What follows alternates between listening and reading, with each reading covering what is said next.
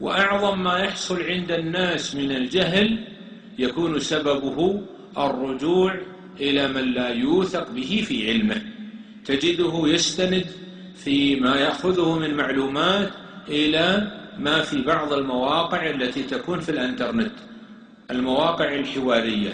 من كتب هذا المقال الذي أخذت منه هذه المعلومة؟ قال وجدته في الساحات. من كتبه؟ قال لا أعلم، شخص رمزه سين ألف باء. كيف ترجع إلى من لا تعرفه ولا تثق به ولا تعرف مكانته؟ هذا من الأمور المحرمة شرعا. كذلك عندما يرجع إلى كتابة كتبها شخص رمز لاسمه برمز حامل إسلام. من هو حامل إسلام هذا؟ متقي ربه. من هو متقي ربه؟ قال هكذا وجدناه يوقع في الانترنت بهذا الرمز. هذا مجهول، ولا يجوز الرجوع إلى المجهولين، وإنما يرجع إلى أهل العلم.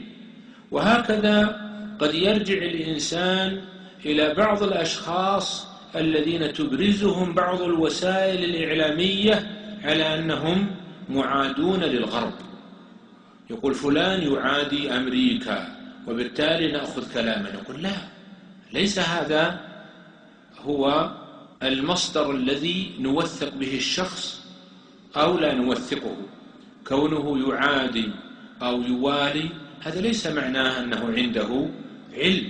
العلم الشرعي له مستند وله أصول.